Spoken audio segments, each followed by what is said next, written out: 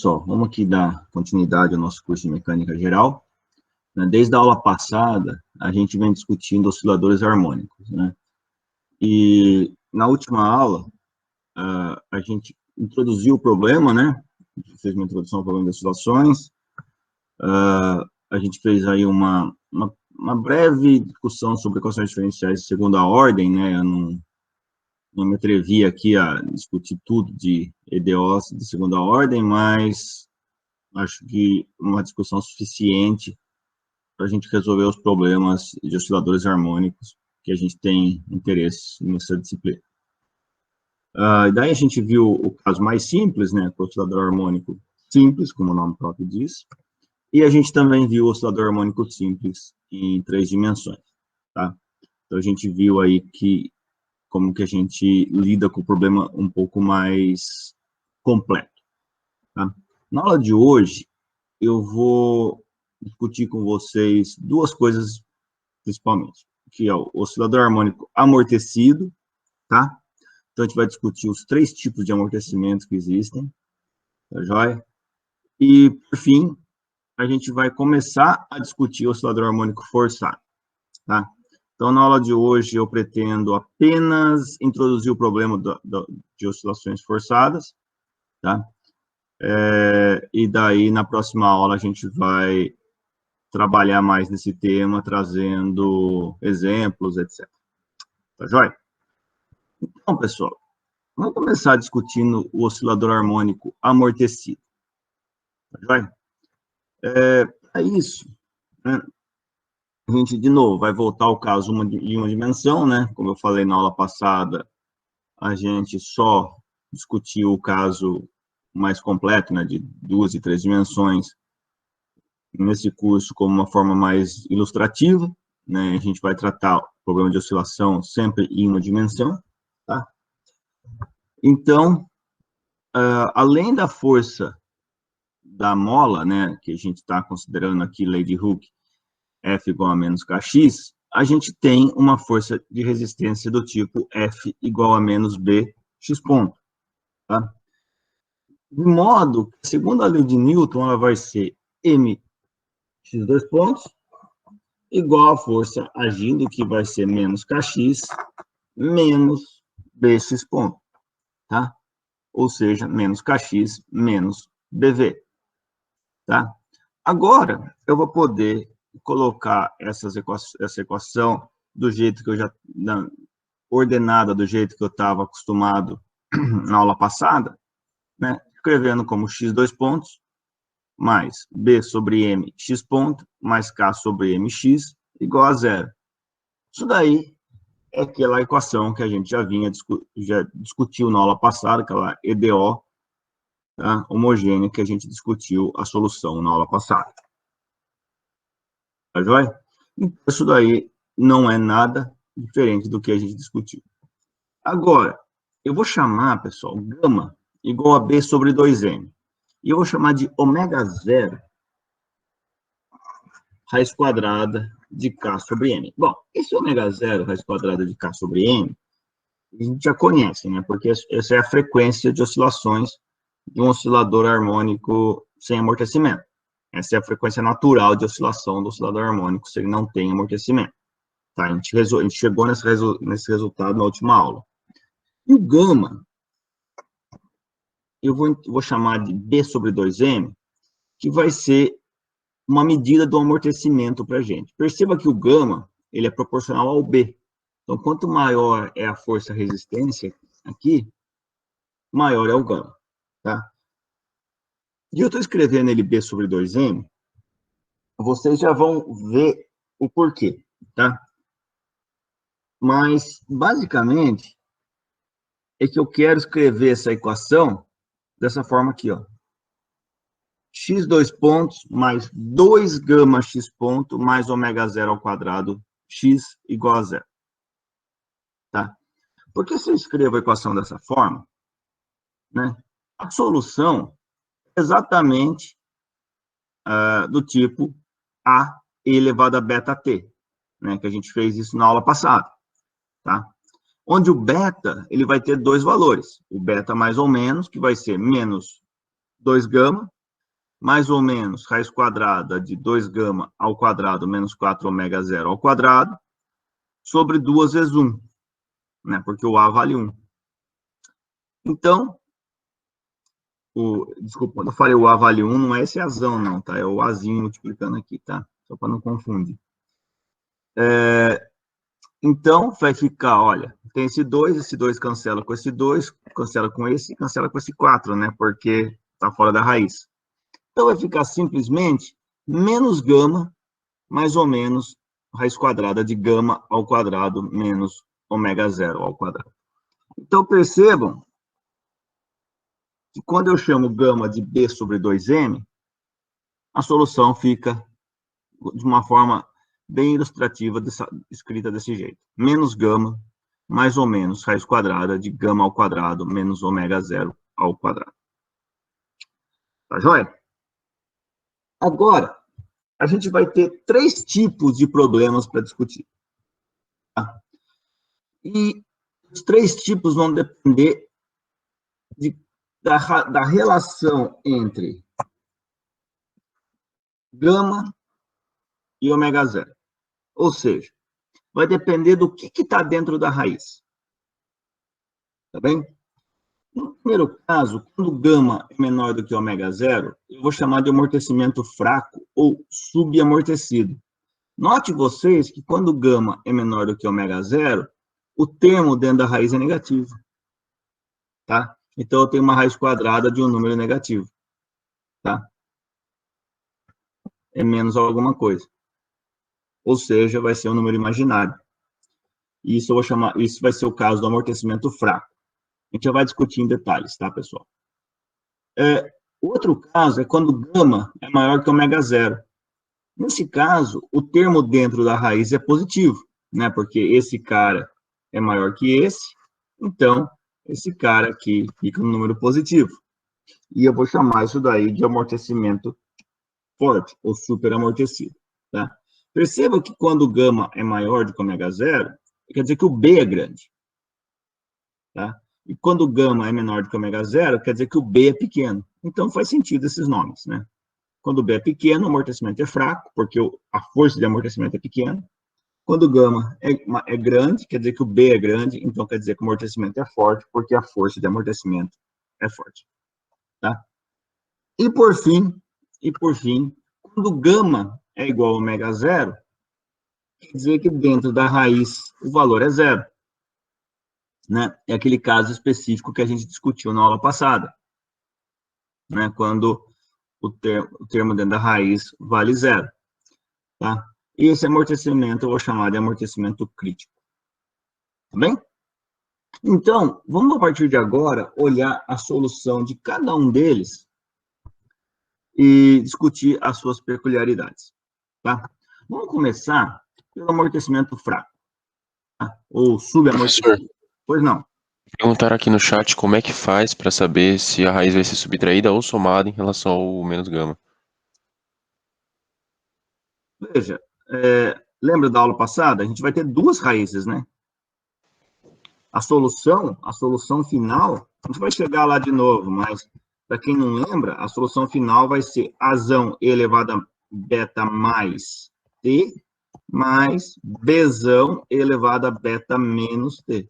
Lembra? Uma combinação linear dos 2 casos. Isso a gente discutiu na aula passada, se vocês não lembram. Entendi. Tá joia? Então, as 2 soluções são válidas. Vamos ver o caso do subamortecido, vai ficar um pouco mais claro. Tá? Então, a gente está na situação na qual gama é menor do que ômega zero, a gente tem que a força de amortecimento ela é relativamente pequena, né? Então, por isso que a gente chama, de novo, de subamortecido ou amortecimento fraco. E como a força de amortecimento ela é pequena, ela atrapalha menos o movimento, digamos assim. Tá? O movimento ele consegue oscilar por um bom tempo. Nesse caso, a gente tem que gama ao quadrado menos ômega zero ao quadrado é negativo. De modo que eu vou chamar, pessoal, de ômega ao quadrado, eu vou chamar de ômega zero ao quadrado menos gama ao quadrado, tá? invertido do que está aqui, tá? Perceba? De modo que ômega quadrado é um número positivo, tá? De modo que ômega é um número real, é uma frequência real, tá? Então, eu vou falar que o beta mais ou menos vai ser igual a menos gama, mais ou menos raiz quadrada de menos ômega ao quadrado, ou seja, isso é igual a menos gama mais ou menos ômega raiz quadrada de menos 1. Em outras palavras, o beta mais ou menos é igual a menos gama mais ou menos i ômega, tá? Ou seja, voltando àquela discussão, né, lembrando que a solução geral é do tipo a elevado a beta mais t mais b elevado a menos beta menos t, desculpa, certo? Ou seja, uma combinação linear das duas soluções. Então, isso aí é a elevado a menos gama mais i ômega t, mais b elevado a menos gama menos i ômega t. Agora, percebam vocês que menos gama t tem nos dois casos. Então, eu vou isolar. Vai ficar e elevado a menos gama t vezes a elevado a i ômega t mais b elevado a menos i ômega t. Tá bem? E essa é a solução. Mas a gente precisa lembrar o quê? Lembrar que o x tem que ser real, né? De novo, a gente tem que lembrar que a partícula, né, nesse sistema massa-mola, a massinha está oscilando no mundo real. Então, o x de t tem que ser um número real. Tá? Com isso, eu tenho que escolher o a e b de forma que torne isso daqui um número real. A gente discutiu tudo isso na aula passada, se vocês lembram. E a gente fez isso usando que e elevado a mais ou menos i ômega t é igual a cosseno de ômega t mais ou menos i seno de ômega t. Né? A gente fez isso aí lá na aula passada. Se alguém não lembra, eu recomendo dar uma olhadinha no vídeo, tá? Ou nas notas de aula. Pois bem, com isso, pessoal, eu posso, então, reescrever o x de t como elevado a menos gama t vezes d cosseno de ômega t mais e seno de ômega t, onde d e e são outras duas constantes, tá?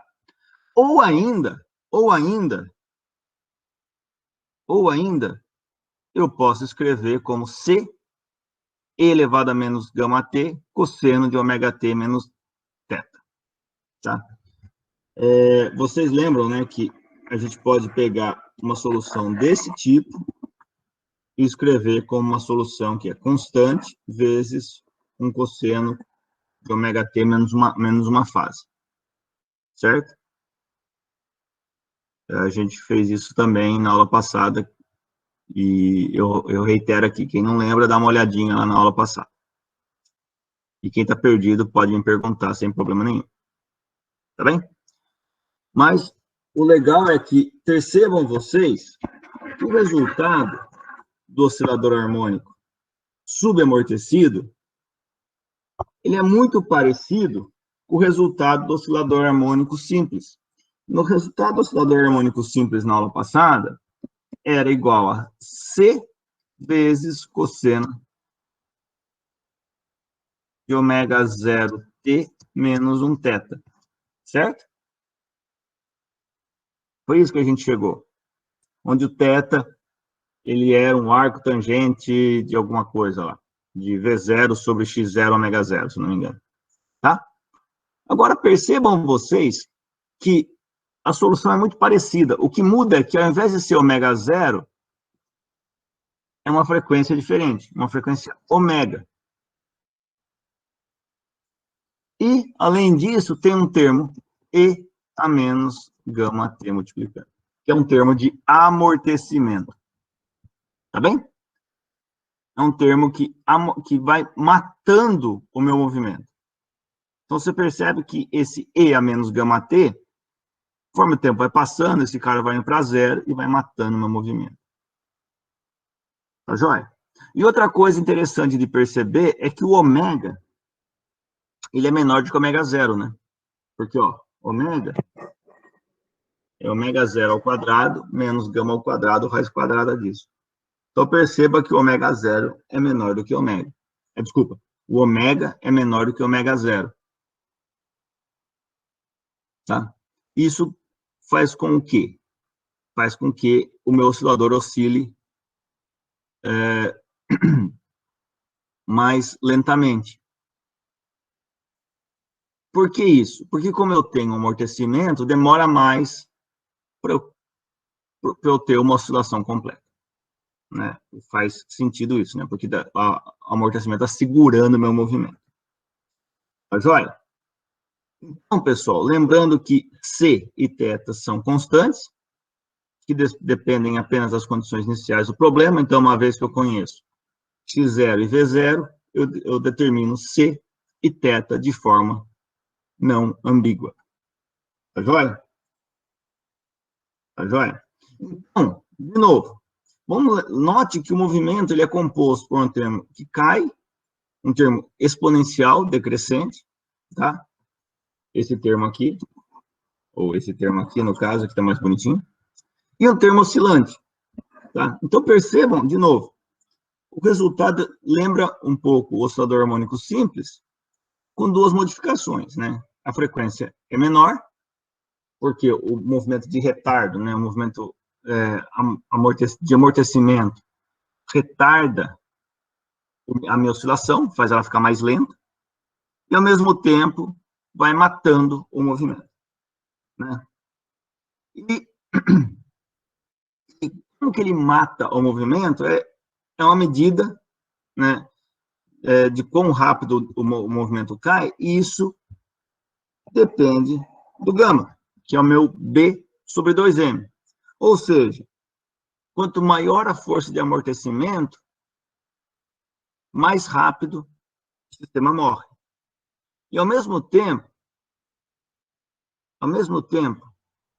quanto menor a massa, mais fácil do sistema morrer também. O que é interessante, né? Porque, veja, se a massa for muito grande, a inércia da massinha, faz com que, mesmo que o B seja relativamente grande, faz com que o amortecimento não seja tão grande, tá? O gama não seja tão grande, desculpa. Tá joia? Tá.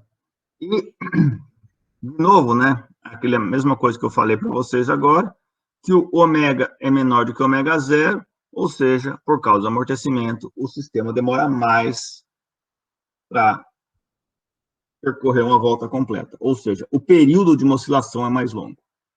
Tá? Por quê? Porque você tem uma força contrária ao movimento, segurando esse movimento. Tá, joia? Vamos olhar um pouquinho aqui um exemplo de como funciona isso daí. Então, vamos supor não, né? Vamos escrever o x de t dessa forma. Vamos analisar o gráfico desse cara. Tá? Então, como seria o movimento, então, desse cara? É isso. Vou desenhar aqui um gráfico de x em função de t. Como é que funciona? Em amarelo, aqui, vamos supor só por questão de facilidade, vamos supor que o meu θ vale a zero. Tá? Só por questão de vou começar do máximo, tá? Se o θ vale zero, esse termo em amarelo, ele vai ser isso aqui, né, pessoal?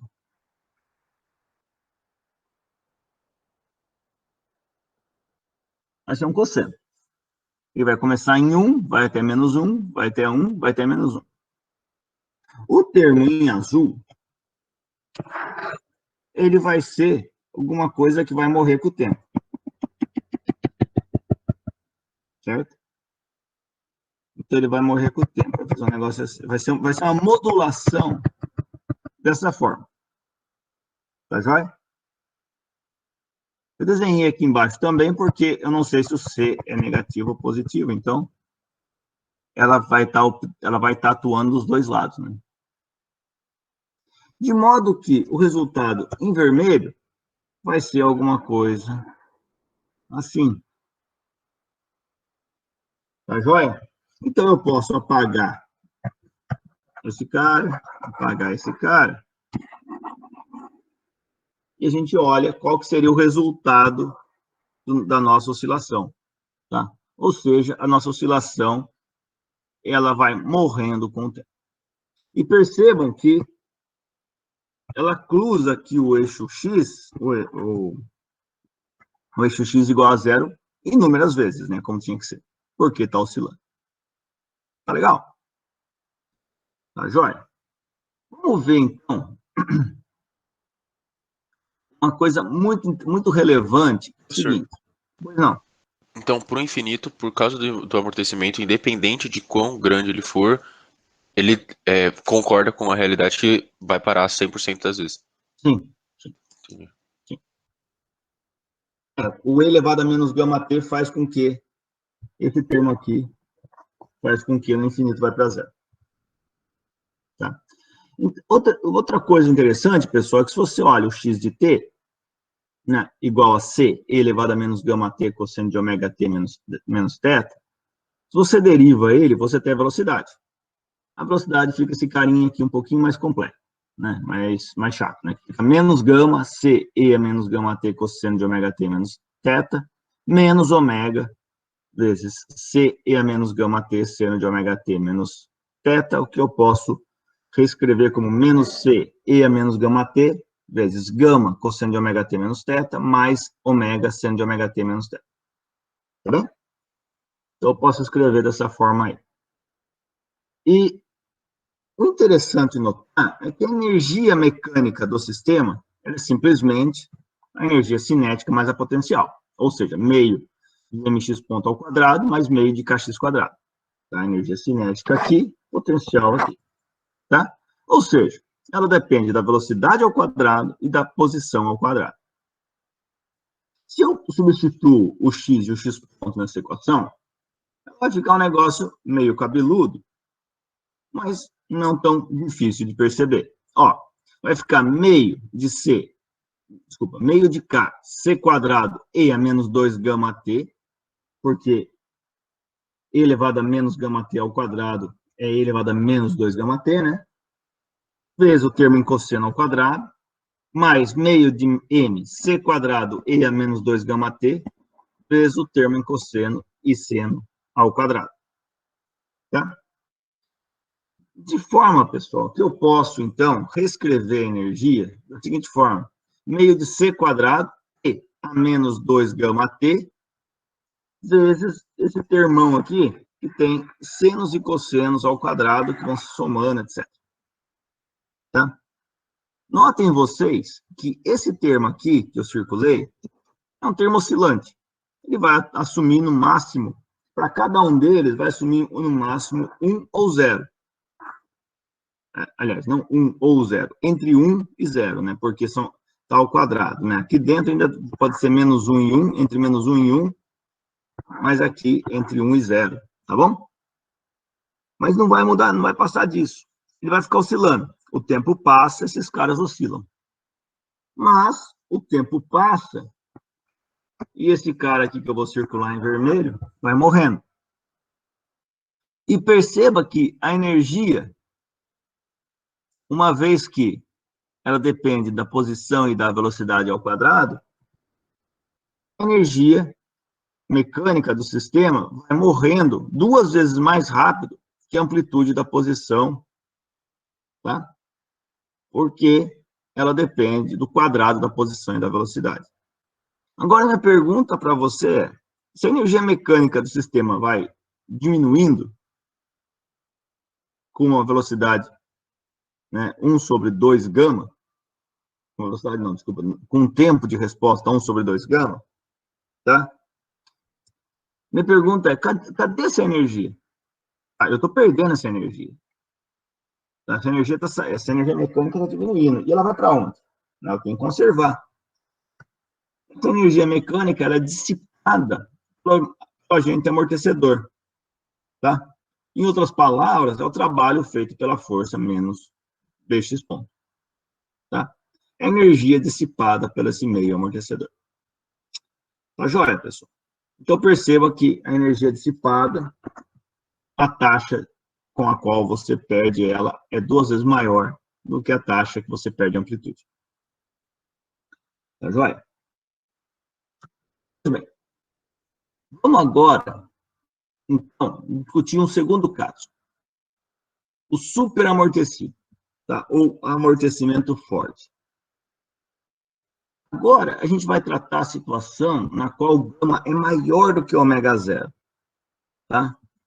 De modo que a força menos bx ponto é uma força relativamente grande, tá? Então, o nome superamortecido ou amortecimento forte. Nesse caso, percebam que gama ao quadrado menos ômega zero ao quadrado é positivo. Ou seja, o beta mais ou menos, ele é menos gama, mais ou menos gama ao quadrado menos ômega zero ao quadrado. E isso é um número que é sempre real e é sempre negativo. Vocês concordam? Por quê? Porque esse termo aqui, entre d da raiz quadrada, esse aqui é sempre menor que gama, porque é gama ao quadrado menos ômega zero ao quadrado. Então, o beta vai ser menos gama, mais ou menos um número menor que ele. Então, ele vai ser sempre negativo. Tá? E ele é real. Então, por questão de facilidade, eu vou chamar o gama 1, o número positivo, tá? Que vai ser gama mais raiz quadrada de gama ao quadrado menos ômega zero ao quadrado.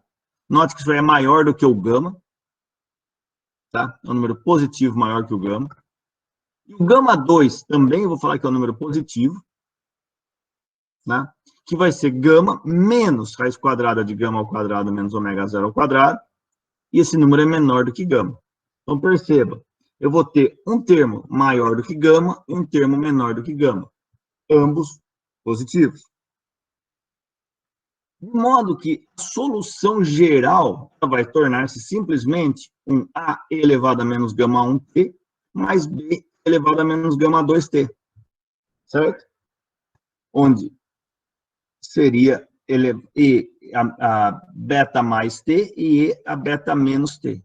Tá? Eu simplesmente substituí o beta mais e o beta menos por menos gama 1 e menos gama 2. Tá joia? Percebam que o sinal está trocado aqui, né, pessoal? Aqui tem mais gama, aqui tem menos gama. Então, eu troquei os sinais.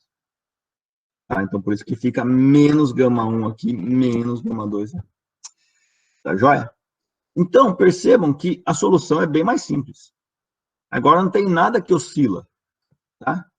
Porque E a menos gama 1t e E a menos gama 2t são só termos de decaimento. Então, eu não tenho mais termo que oscila. Agora, o meu oscilador harmônico superamortecido, ele só morre, só decai. Tá? E não fica oscilando. Ele só decai. Tá? Quando a força de amortecimento é grande o suficiente, ele não vai fazer aquele movimento que a gente acabou de discutir assim. Ele só vai decair. Tá? Ele não vai ter tempo para oscilar. Tá? Ele vai decair e vai tender a zero sem qualquer oscilação. Tá joia? Agora, as constantes A e B, elas dependem simplesmente das condições iniciais do problema. E agora é muito mais simples resolver esse problema, né? Assim, a gente enxergar quem é A e B. Por quê? Ele tem um termo ele só tem termos de decaimento, tá? Então, a gente pode calcular o A e B muito fácil, simplesmente fazendo x0 igual, quando x vale zero, quando t vale zero, desculpa. Então, vai ficar x0 igual a A mais B. E quando você deriva isso daí, a velocidade, ela é bem simples também. A gente vai ver já no próximo slide. Mas a solução agora, para achar o A e B, ela é bem direta. Não tem muita dificuldade, não. Tá? Mas uma pergunta que eu quero fazer antes de continuar é o seguinte. Percebam vocês que o termo de decaimento, ele tem um termo mais rápido, gama 1, e o mais lento do que o caso subamortecido. Né? Você vê, esse cara aqui, o gama 1 é mais rápido, é maior do que o gama, então ele cai mais rápido. Mas tem um termo que cai mais lento. Tá? Então, minha pergunta para vocês é, né, será que ele simplesmente sempre cai mais rápido do que o amortecimento fraco? Né? Porque, veja, eu estou falando de super amortecido, então a ideia que dá para a gente é que o amortecimento rápido, desculpa, o subamortecido, ele vai cair assim e o superamortecido vai cair bem mais rápido. Mas será que isso é sempre o caso? Ele vai para zero bem mais rápido aqui, né? Será que isso é sempre o caso? Né? Para isso, vamos olhar o caso da velocidade. A velocidade é dada por isso daqui. A posição é dada por isso daqui. Tá? Eu quero saber, né, se eu consigo ter um caso onde o oscilador harmônico superamortecido morre mais lentamente que o oscilador harmônico subamortecido. Ou seja, mesmo ele sendo superamortecido, que o decaimento dele seja mais lento do que o subamortecido. Tá? Para isso, vamos achar o A e B em termos de x0 e y0, e v0, desculpa. Vamos achar o A e B em termos de x0 e v0. Né? Então, eu escrevi a velocidade simplesmente assim, a velocidade é super simples, derivada de exponencial é só descer o termo, então fica menos gama 1 e a menos gama 1t mais vezes menos gama 2b e a menos gama 2t, tá? E quando vale zero, quando o t vale zero, esses caras valem 1, né? Então fica super fácil para a gente calcular. Vamos olhar. Em t igual a zero, então a gente tem o quê? A mais b igual a x0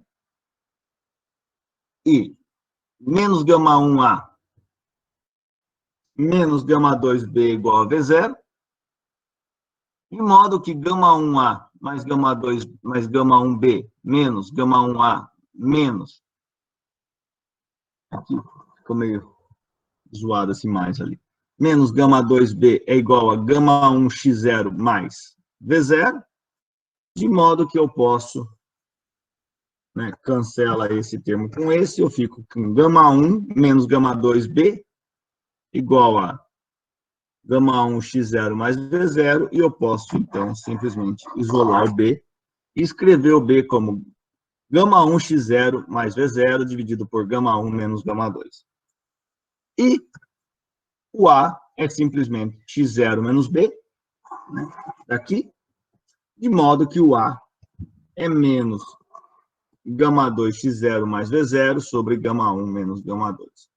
Ou seja, notem vocês que agora eu não tenho mais nenhuma constante no meu problema, né, indeterminada. Agora o a e o b eu já achei, né, de modo que eu posso escrever o x de t de forma definida, né, como menos gama 2 vezes x0 mais v0, dividido por gama 1 menos gama 2, e elevado a menos gama 1t, mais gama 1x0 mais v0, dividido por gama 1 menos gama 2, elevado a menos gama 2t. Tá? Percebam que agora não tem mais nenhuma constante definida. Tudo eu conheço. Eu conheço gama 1, gama 2, eu conheço x0 e v0. São dados do meu problema. Tá? Ou seja, eu tenho uma solução única, logo de cara, para esse problema. Tá? Então, vejam vocês que surgem duas situações interessantes. Primeiro, o oscilador harmônico superamortecido, né, aquela pergunta que eu tinha feito para vocês há pouco, ele sempre decai mais rápido que o subamortecido? Tá? A resposta é não. Porque lembre você que gama 1 é maior que gama, mas gama 2 é menor do que gama.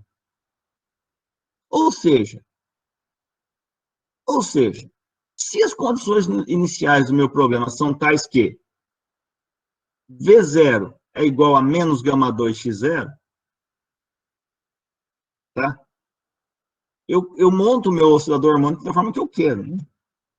Se eu vou lá e monto meu oscilador harmônico de modo que V0 mais gama 2x0 vale zero, ou seja, se V0 é igual a menos gama 2x0, a solução do problema tem que esse termo aqui vale zero.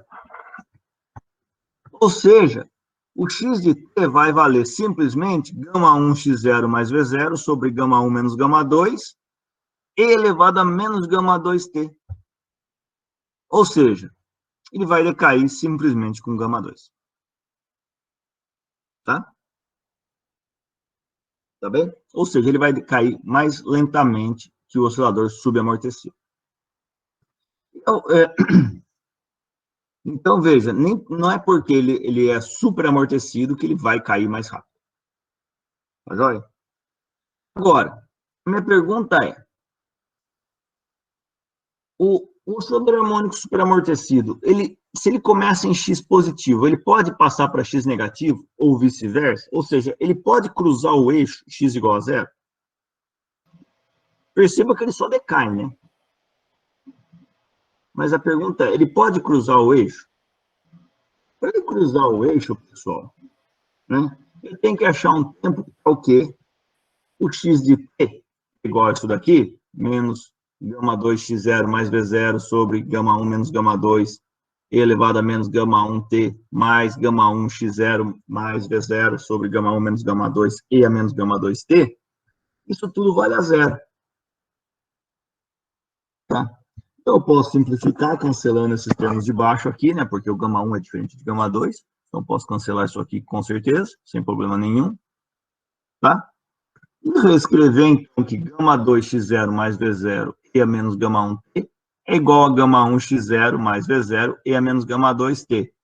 Ou ainda, gama 2x0 mais v0 sobre gama 1x0 mais v0 é elevado a gama 1 menos gama 2t.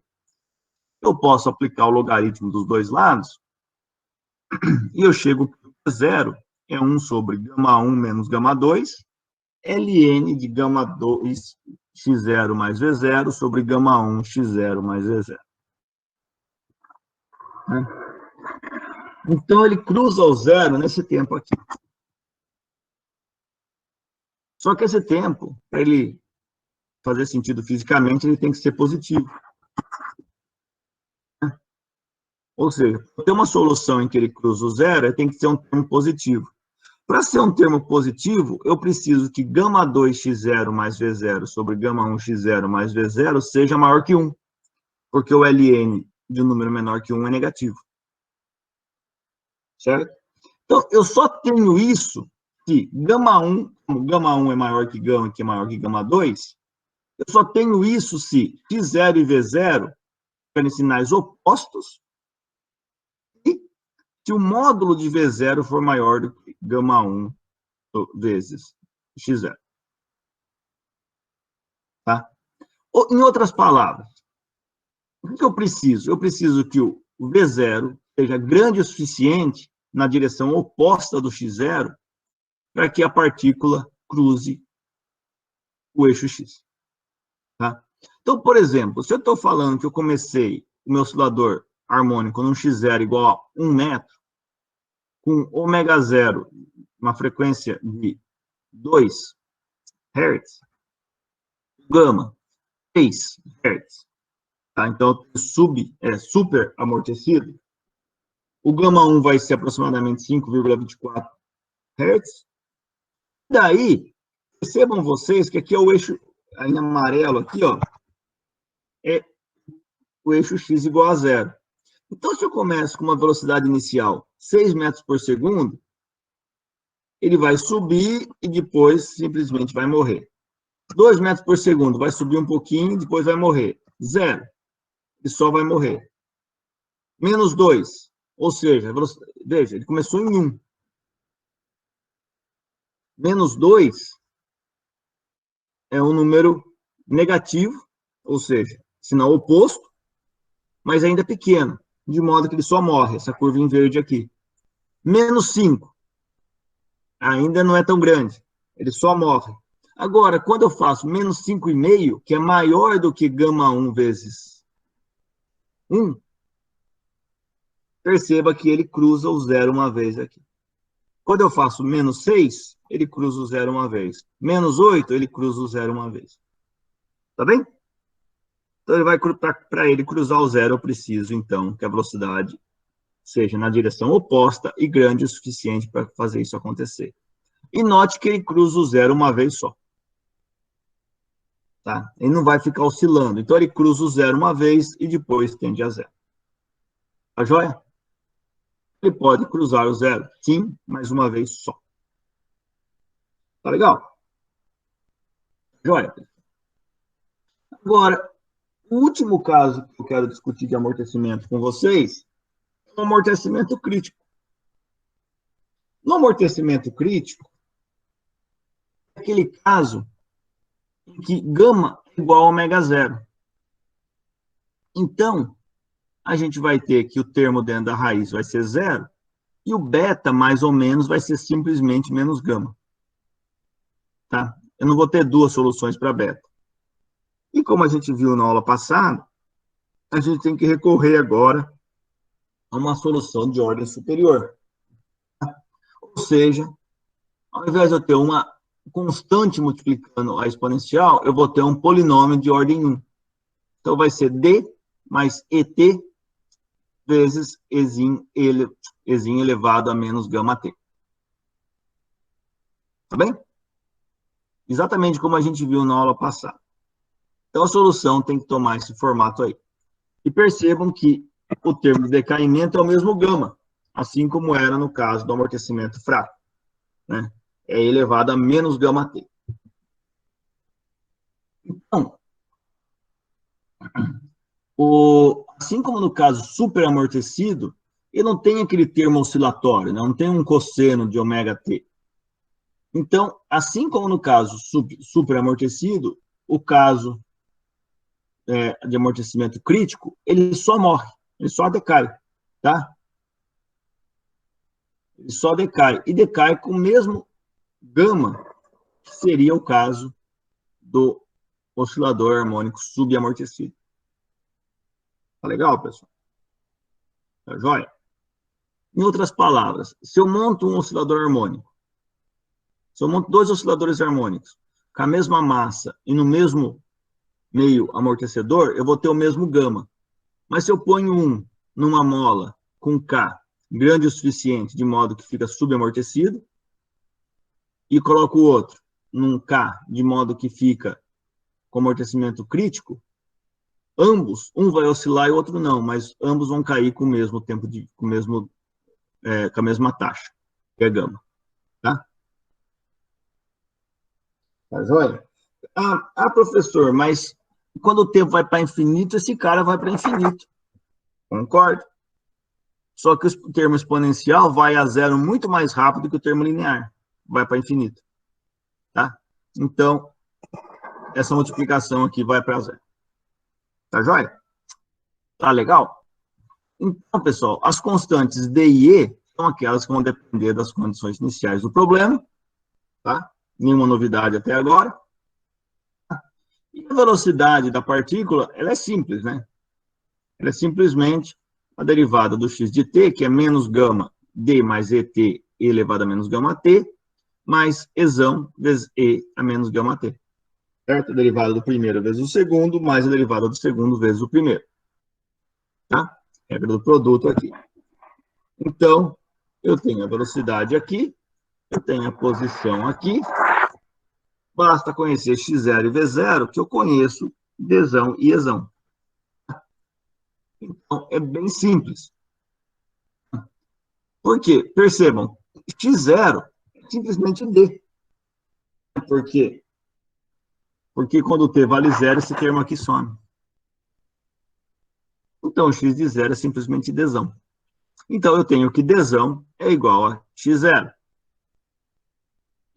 E velocidade em zero, note que esse termo aqui também some.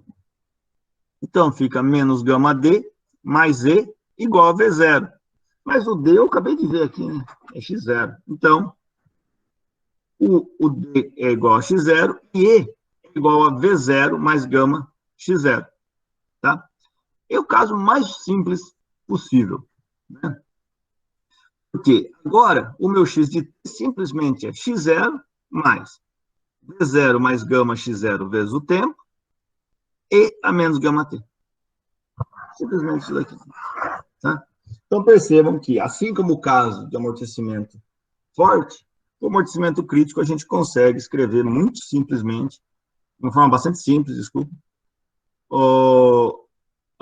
a posição em função do tempo baseado nas condições iniciais do problema. Tá? Então, a gente tem simplesmente isso daí. Agora, assim como no caso do amortecimento forte, a pergunta que eu falo para vocês é: a partícula pode cruzar o eixo X? Sim, e a resposta é apenas uma vez. Tá? E quando isso acontece? Acontece quando o x de t vale zero. Acontece quando o x de t vale zero.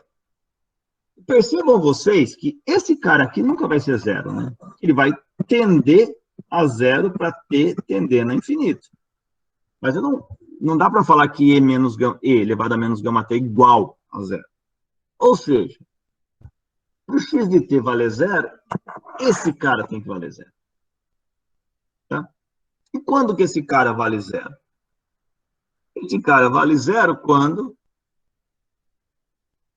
eu tenho, então, né, que E igual a menos x0 sobre t0 mais gama x0. Tá? Mas lembrem que tem que ser positivo. O t tem que ser positivo. Então, isso só acontece se o V0 e x0 tiverem sinais opostos. E se a velocidade for maior em módulo do que gama vezes o módulo de x0. Assim como no caso do superamortecido, né? No superamortecido a diferença é que era o gama 1, que era o maior gama, né? Mas percebam que é a mesma ideia, né? Eu tenho que começar com uma velocidade na direção oposta do movimento, né? Então se eu tô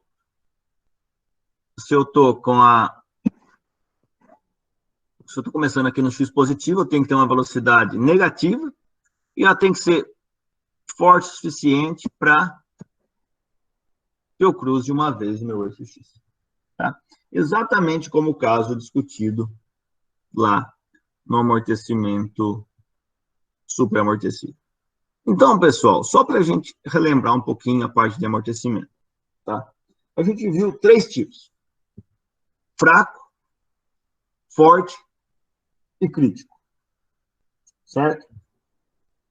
A gente viu que o amortecimento fraco, ele tem um termo que decai com E elevado a menos gama T, mas ele oscila com o tempo. Então, ele tem um termo E a menos gama T, o fraco é E a menos gama T, vezes um cosseno de ômega T menos uma fase θ, onde ômega é igual a raiz quadrada de ômega 0 ao quadrado menos gama ao quadrado.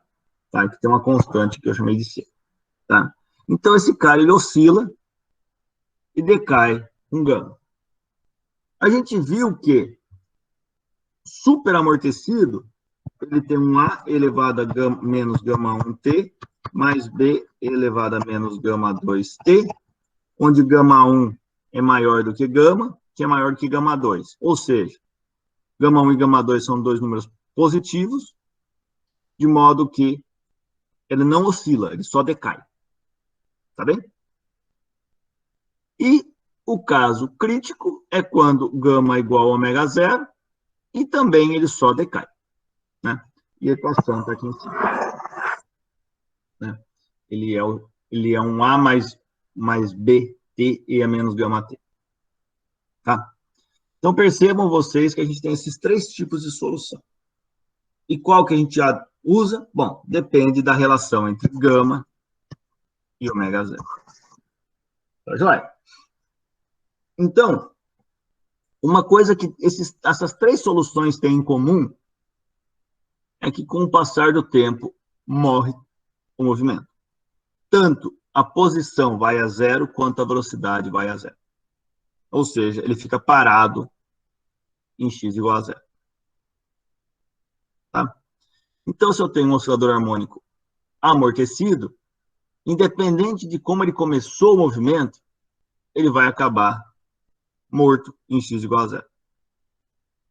Tá? Agora, o que acontece se eu tenho uma força externa agindo no meu sistema? Tá?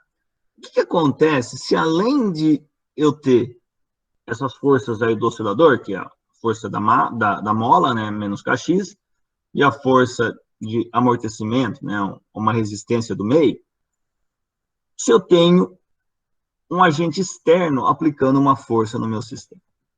Tá? O que acontece? Será que ele vai morrer em x igual a zero no final? Também? Vamos dar uma olhadinha. Vamos dar uma olhadinha nesse caso um pouquinho mais complicado. Tá? Como eu disse, na aula de hoje a gente vai introduzir o tema e na aula que vem a gente vai abordar com mais cuidado. Mas vamos ver. Tá? Vamos tratar o problema geral agora, que é aquele onde, além da força elástica da mola e do amortecimento do meio, eu tenho outras forças externas atuando no sistema. Nesse curso, pessoal, a gente vai tratar de força externa apenas aquelas que dependem do tempo, tá? Então, a gente vai falar que a força externa agindo no sistema são forças externas que são escritas como força dependente do tempo. Ela pode ser constante também, né? Tá? Então, a força constante também entra nesse caso, tá? Dessa forma, a segunda lei de Newton agora vai ficar mx dois pontos igual a menos bx ponto, força de amortecimento, menos kx, força da mola, mais força externa. Tá? Eu vou deixar quem tem x de um lado e quem não tem x do outro. Eu vou reescrever da seguinte forma. Né? Lembrando, gama igual a b sobre 2m e ômega zero igual a raiz quadrada de k sobre m. Eu vou escrever da seguinte forma.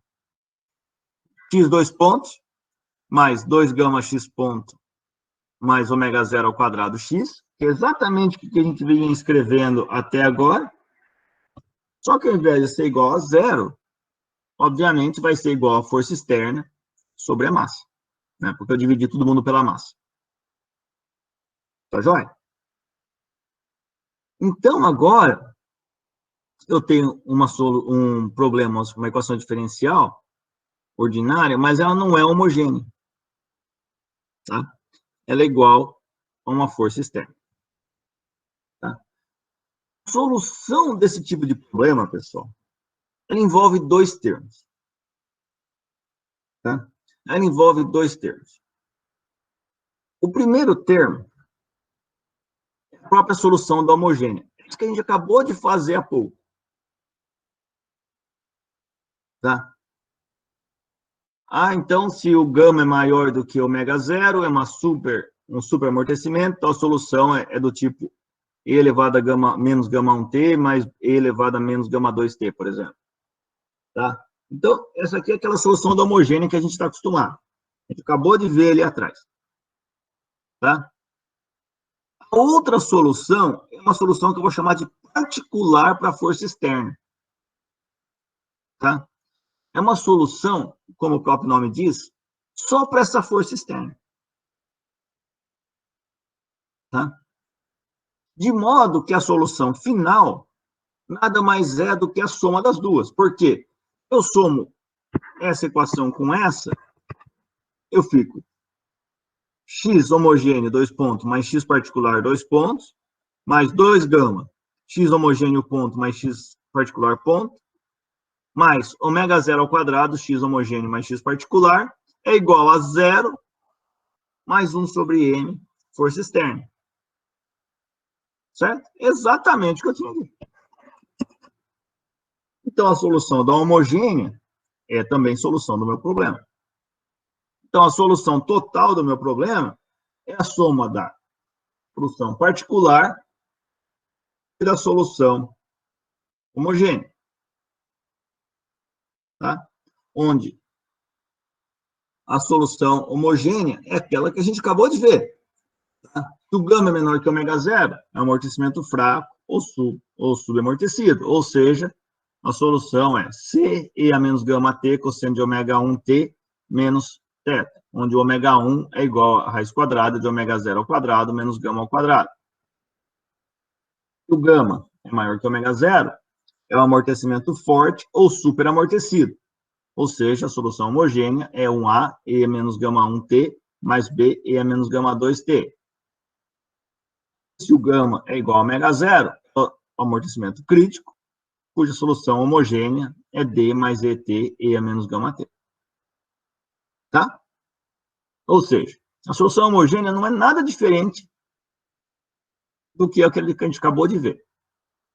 Tá? Ela tem essa carona ou essa carona. Tá? A solução do caso particular, ela é um pouco peculiar, porque ela sempre tem uma dependência com o tempo similar à da força externa. Tá? Ela tem uma dependência temporal similar à da força externa. O que eu quero dizer com isso? Se a força externa for um cosseno, por exemplo, uma força oscilante, a solução particular, ela vai ser uma combinação linear de senos e cossenos. Tá? Se a força externa for, por exemplo, um decaimento, E a menos alfa T, a força particular, a solução particular vai ser alguma coisa E a menos alfa T. Se a força externa for um polinômio, a solução particular vai ser um polinômio em T. Tá bem? Então, mas professor, como é que eu acho a solução particular? Bom, na próxima aula, né, a gente vai ver isso com mais calma. Tá? Na aula de hoje, eu não quero calcular nenhuma solução particular com vocês. Tá? Mas na próxima aula a gente vai calcular algumas soluções particulares e a gente vai pegar o jeitão de fazer esse tipo de problema. Mas a ideia é que a solução particular, ela tem a carona aí, o jeitão mesmo, da força externa. Então, se eu estou falando que eu estou dirigindo meu oscilador com uma força oscilatória desse tipo, eu sei que minha solução particular, ela é alguma coisa desse tipo. Tá? Então, a ideia vai ser chutar soluções particulares e achar a partir desse chute inicial. A gente vai ver já já. Então, de forma geral, não. Quando o senhor diz chutar, mas com um determinado critério de o posição, critério... não simplesmente chutar Exatamente. O critério é que ela tem uma dependência temporal similar à da força externa. Tá ok. Tá bem? Então, se eu tenho uma força externa cosseno, eu sei que ela vai ser um cosseno e um seno. Tá? Por quê? Porque a equação envolve derivada primeira e derivada segunda. E ela tem que ser, e eu tenho que igualar dos dois lados. Então, não faria sentido eu ter um lado com cosseno e outro lado com decaimento assim, por exemplo. Entendeu? Perfeito. Então, eu tenho que lembrar que a derivada, ela tem que ter a cara da função, em algum momento. Tá? Então, pessoal, só para a gente ter uma ideia da forma geral da solução, né? Por exemplo, né, se eu tenho uma força do tipo F0 cosseno de ômega t, né, e vamos dizer que eu estou no regime de amortecimento forte, tá? A solução total do meu problema vai ser A elevado a menos gama 1t, mais B elevado a menos gama 2t, mais C1 cosseno de ômega t, mais C2 seno de ômega t. Tá? Onde C1 e C2 dependem exclusivamente da força externa. E A e B dependem das condições iniciais. Tá? Como a gente vai ver na próxima aula, uma vez que a solução particular, quando a gente resolve o problema da solução particular, ela não fica dependente de uma constante indeterminada. A gente consegue determinar todas as constantes envolvidas no problema.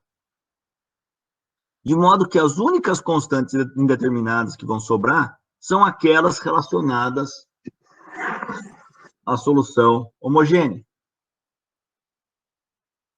Tá? E essas daí vão depender das condições iniciais do problema. Tá joia? Então, percebam vocês que a solução vai ser do tipo solução homogênea mais solução particular. Legal? Então, só para a gente deixar aqui como uma regrinha para resolver esse tipo de problema, né, que para aí daí na aula que vem a gente vai começar a resolver esse tipo de problema já com essa regrinha na cabeça, né? Qual que é a regrinha? Primeiro, achar a solução particular. De novo, lembre que a solução particular é encontrada de forma absoluta, sem qualquer constante indeterminada, desculpa. Tá? Então, a gente vai achar a solução particular. A solução particular tem a cara da solução da força externa e ela é resolvida de forma absoluta. Ela não tem constante determinada. 2. Dado o tipo de amortecimento, determinamos a solução homogênea. Né? E agora a gente tem duas constantes indeterminadas, que dependem das condições iniciais. 3. Escrevemos a solução total, e só então usamos as condições iniciais para determinar as constantes que estavam ainda indeterminadas. Tá bem? Então, eu vou escrever aquela equação, aquela solução total, e daí sim eu vou igualar quando t vale 0 a x0 e quando t vale 0 a v0. Tá joia? Então, primeiro, acho a solução particular, usando as condições de amortecimento, eu sei qual a cara da homogênea, escrevo a solução total, e a partir daí eu acho as duas constantes que ainda faltam. Tá? Na última aula não, né? Nessa aula. Como a gente viu, a solução homogênea, ela sempre vai a zero quando o t vai para infinito. Certo? Então, independentemente do tipo de amortecimento, quando o t vai para infinito, a homogênea vai para zero. Certo? O que não é verdade para a solução particular. Dependendo do tipo de força agindo no sistema, a solução particular, ela nunca vai para zero. Tá? De modo, então, que eu vou chamar a solução da homogênea de solução transiente, ou seja, uma solução que morre. E eu vou chamar a solução particular de solução estacionária, que é a solução que vai ficar para tempos muito longos. Ou seja, se eu estou com aquele exemplo que eu dei para vocês há pouco, que era um amortecimento forte, dirigido por uma força senoidal, eu tenho, então, simplesmente que esse primeiro termo é o transiente e esse segundo termo é o estacionário. Tá? Percebam que, quando o tempo vai muito longo, esse cara vai para zero. E esse cara não. Esse cara não vai para zero. Tá? Ele continua lá oscilando. Tá joia? Então, para tempos muito longos, a solução do meu problema é simplesmente a solução da particular, que eu chamo de estacionária. Tá joia? Então, pessoal, eu quero parar por aqui, porque a aula já foi bastante densa, né? Mas eu acho que o importante é que a gente conseguiu cobrir os 3 tipos de amortecimento. Eu mostrei para vocês quais são as soluções dos 3 tipos de amortecimento. Algumas questões peculiares deles, né? Por exemplo, que o amortecimento fraco é o único que oscila. O amortecimento crítico e o forte, eles não oscilam, eles só decaem. Eles podem cruzar o zero dependendo das condições iniciais, mas se eles cruzarem, vai ser uma vez só, né? A gente viu que os 3 tipos de amortecimento, independente se ele é fraco, forte ou crítico, no tempo indo para o infinito, a solução vai para zero, né? A partícula tende a ficar parada na posição x igual a zero. E a gente viu também que, se eu tenho uma força externa dirigindo o meu sistema, essa força externa vai fazer com que eu tenha uma solução extra para a minha dinâmica. Essa solução, que eu vou chamar de solução particular, né?